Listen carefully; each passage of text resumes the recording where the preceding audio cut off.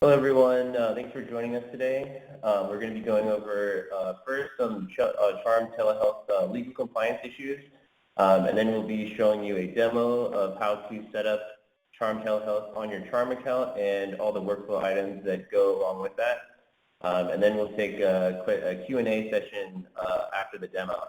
And during the demo, you can ask questions through the chat, and we'll try to answer you. I think we're going to start the meeting at 12:05, so we'll wait another couple minutes here until everyone joins. So thanks for your patience. We'll start soon. Hello, everybody, and thank you so much for joining us this Friday afternoon. We wanted to go over the telehealth product since we launched. This is our new launch, and we'd like to help you all get on board and understand the issues related to telehealth. So today in this presentation, I'm going to walk through some of the aspects of legal compliance and how to use telehealth in your practice in general. And as Matt just mentioned, after that you'll be seeing a full demo of how to set up and use telehealth. If you have any questions in the meantime, please feel free to ask those questions in the chat box. So let's get started here. So as always, here's our disclaimer. We are not legal professionals, and this is not legal advice. What this is showing you how to use our product for your own legal compliance. And we have consulted legal counsel in the design of the product so that with the help of Charm TeleHealth, you will be able to incorporate the legal requirements for your state.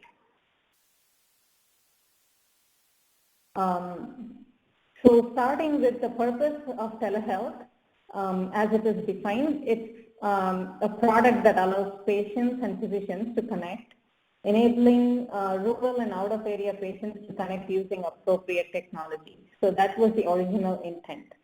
But the new bills and laws have enabled telemedicine to be useful in other broader cases as well. For example, it does not require that you be able to establish that you cannot meet this person face-to-face. The Telemedicine Development Act 2011, it prohibits requiring face-to-face consults for reimbursement. So this is mostly regarding Medicare. And most of these laws have come from the angle of Medicare and reimbursement. These are also specific to various states.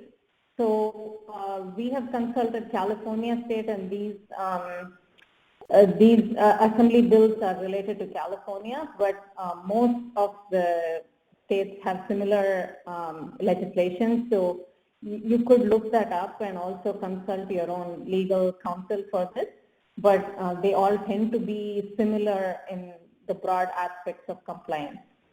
The AB 809 2015 is the requirement to document written or verbal consent by patient. Technically, verbal consent is supposed to be sufficient. So if the patient agrees that he is okay with a telemedicine consult, then that should be okay. But we really strongly recommend you use the system to document a written consent, and we have provided our own templates and starting points for your own consent documents.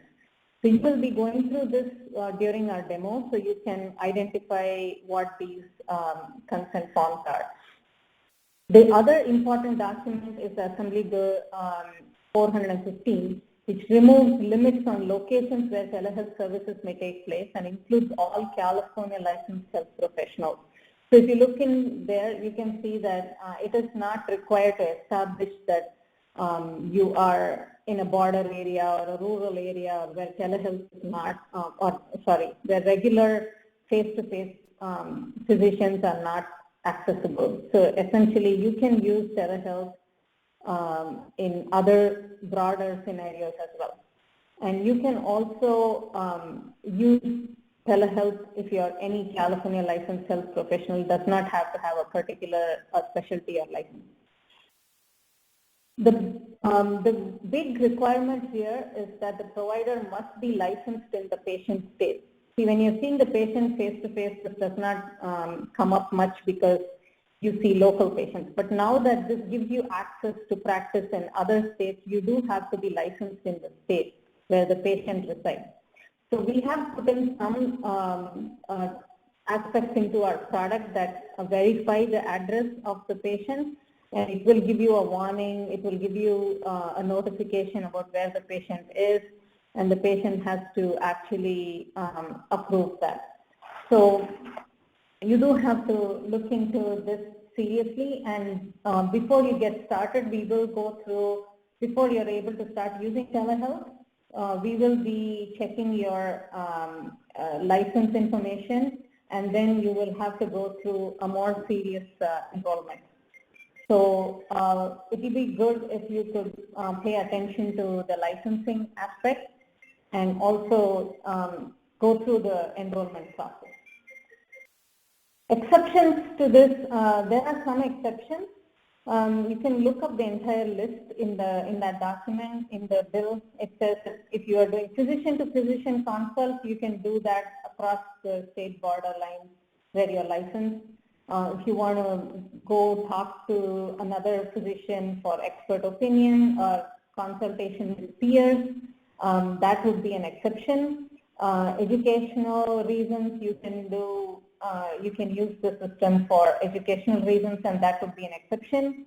Or if you are in a border state, or if there is a health emergency or some kind of emergency situation, then you can provide health care using telehealth, and that would not come under that requirement. The next aspect of this is enrollment into the telehealth system. Generally, right now we are going through a trial program, so you can enroll by filling out certain forms and submitting your license and your credit card information, and we do certain checks, and we will enable you within, I think, 48 hours to start using the system.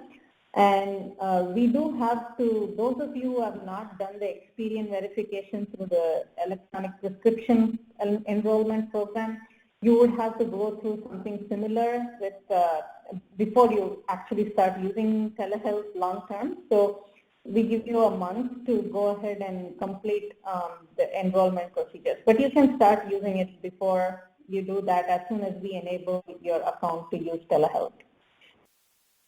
And when you do the telehealth consult, online prescribing is available.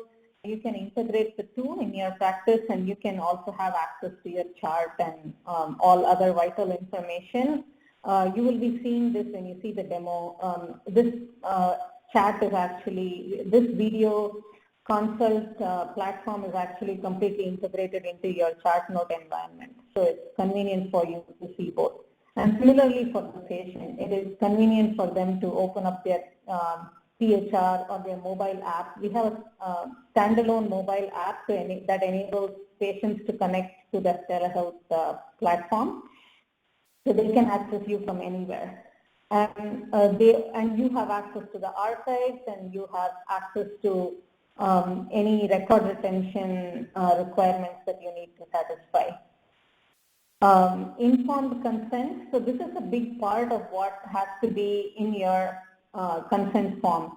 The option to withdraw consent, description of potential risks and potential benefits, confidentiality protection still applies for telehealth, and patients have access to medical information. So everything that was true under the general HIPAA regulation continues to hold true under telehealth. And your PHI privacy is maintained. The HIPAA requirements, as I just mentioned, the same HIPAA requirements that hold in person hold under the telehealth environment as well. One of the big aspects of this is your record retention requirement. So you need to, when you do a normal encounter, you do need to retain records, and there are deadlines for that, and we take care of all of that in the back end for you. The same thing is true here. We also give you, in addition, in this case, the ability to access the archive of your telehealth consult after the consult is done. And in addition to that, you can also keep, when you're doing the consult, you can actually grab screenshots during the consult, so you can save them as key points that you noted, and you can use those screenshots to refer when you're doing your chart notes to remind yourself of what it is that caused you to take a certain action or diagnosis for the patient. So we do provide you the framework to satisfy the record retention for HIPAA purposes. And we go beyond that because I think that the ability to take screenshots is definitely a useful thing for you, and we think it even goes beyond what you could accomplish in a person face-to-face consult. The next slide here talks about malpractice. So medical malpractice, you may have to, some malpractice coverage includes telehealth and some does not. So you may have to look into that with your current malpractice coverage, whether it covers telehealth, because we don't want you to be surprised later on, should you find out that it does not cover telehealth. We are still doing some research on this, and we can provide some resources later on regarding malpractice insurance for your telehealth consults. But right now, it's better if you look into your current coverage and also acquire new coverage if you need in order to enable you to do the telehealth consults. So that was my introduction on various aspects of our telehealth integration and the reasoning and justification for the features that we have provided. So other than that, if you have questions, you can definitely post them on the chat box, and whatever we can respond, considering that we are not legal practitioners, we can give you general response. And if we can, we will try to organize a more formal legal presentation later on this topic with a professional legal consultant in this area. So with that, I will conclude, and I will hand over this presentation to the product demo team. So you will be looking at the setup and configuration of the system when you first go into signing up for telehealth. Following that, you will be walking through the compliance-ready templates and how they fit into the product and where they all come in. And you will actually see a demo of how a telehealth consult is actually scheduled, and you can walk through one. And you can also see some screenshots and views of the patient-side mobile app, which we really recommend you ask your patients to download so they can have good access to you during your telehealth consult should they be mobile or moving away from their desktop. So thank you very much, and I'll pass this on to Matt.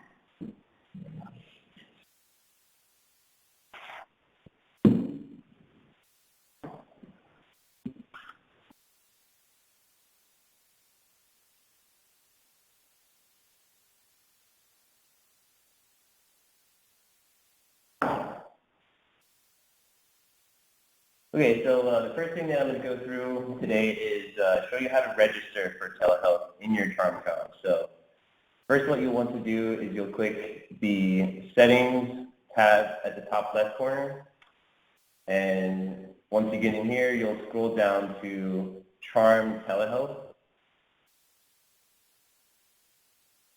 And so once you go here, you'll see that you'll see all of our terms of service. You will review them and click the I accept button. Once you accept the terms, you'll have to fill out your credit card information. Once you fill out all this credit card info, it's just basically saying you'll be charged 10 cents per minute to use the telehealth service. That'll automatically be charged to your account. So once you add your credit card to this file, you will be prompted to upload your state medical license. Once that's uploaded, you will then be contacted by the Charm team within a few days to enable your Charm account for telehealth services. And also, just a note, each provider has to set up their Charm account with telehealth. So it's a per provider setup that you'll need to go through to enable them for Charm TeleHealth.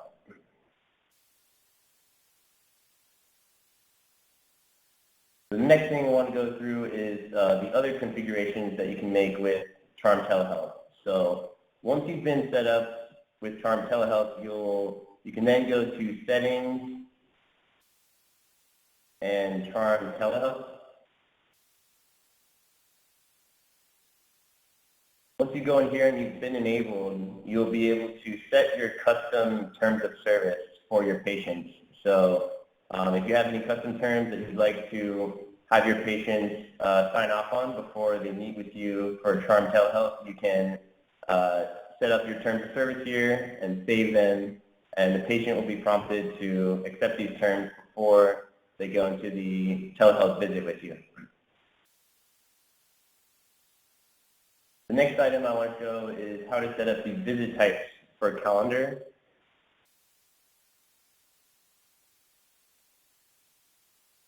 So if we go to Settings, Encounter, and Visit Types,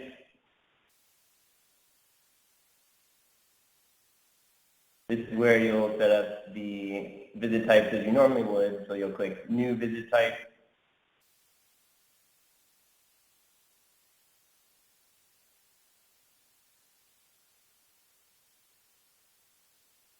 So you'll type in the visit type name, and you'll make sure that you set the appointment mode to video consult. So you can set up your duration of the appointment and the charge of the service. Once this is added to your list, you'll then be able to book video consults from your calendar in Charm.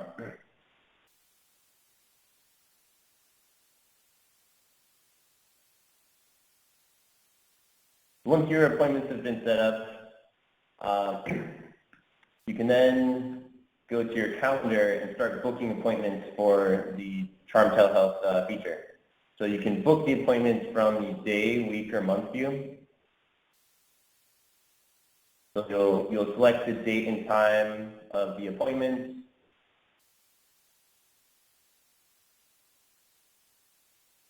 You'll check off your patient, and once you select your visit type, the appointment mode will automatically change to video consult. Once you've filled out all the details of the appointment, you will confirm the video consult into your calendar.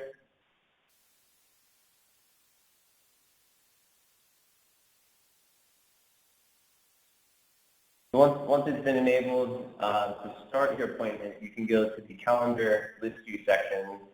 And for all the telehealth appointments, you'll see a camera icon next to the appointment, so you know that it's a video consult. So when you're ready to see your patient will log in to the Charm PHR.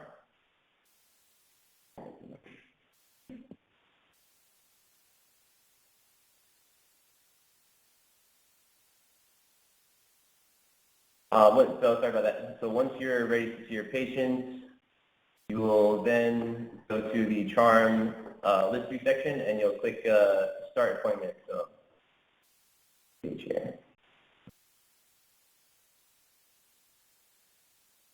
So again, on my right side, I have the patient has been logged into their Charm PHR account, and the provider is logged into their calendar list view section. So when you're ready to start the appointment, you'll click Start, and you'll open up your normal encounter as you normally would. You'll create the encounter.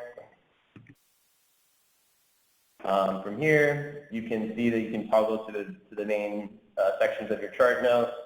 When you're ready to start your video consult, you'll click the video consult icon at the top of the chart now.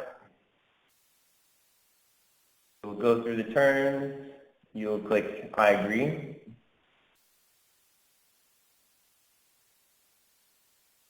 Once you've clicked this, the patient will get a notification that says that the doctor is ready to start the video consult.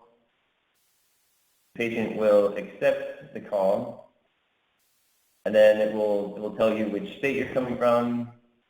You'll click that that's a valid state, and then you'll see the custom terms that were set up in settings. You'll see pop up for the patient for the visit. So once you're finished here, you'll click I agree. The patient will agree to your terms. And once they've agreed, they will enter into the video consult.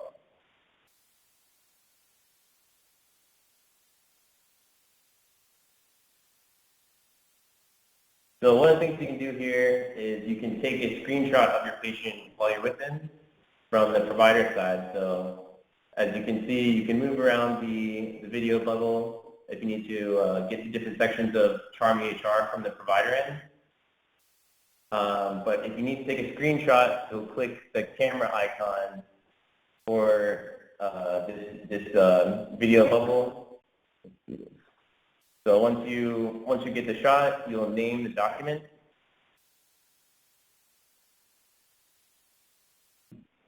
And this screenshot will get saved to the patient's document section once it's saved. And it will also get shared to the past, once you look at past encounters, you'll have a link to the screenshot of the patient that you took.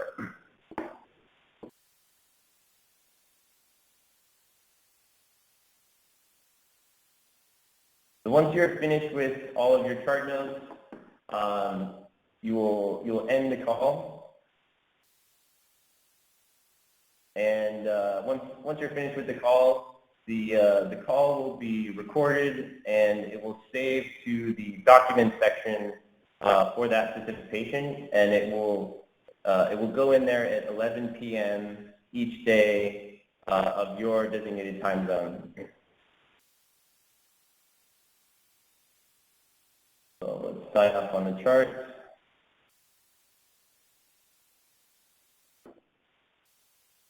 So once we sign off,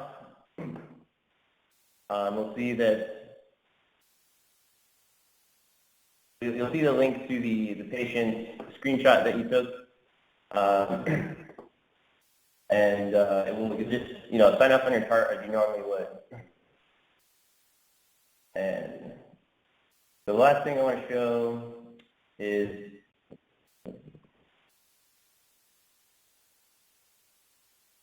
this is a link to the Charm TeleHealth app. So for when a patient logs in to view you with your Charm TeleHealth encounter, the patient can also, in addition to the web browser, they can also use the Charm TeleHealth app from their mobile phones to meet with you for the telehealth visit. And note that the supported browsers for this are Google Chrome and Firefox. That concludes the demo of Charm TeleHealth. So if you have any questions, you can feel free to ask any of your questions in the chat, and we'll get back to you. So I'm getting news that the AnyMeeting app is lagging a little bit, so I'm going to go through the demo briefly again in case anyone missed any of the screens.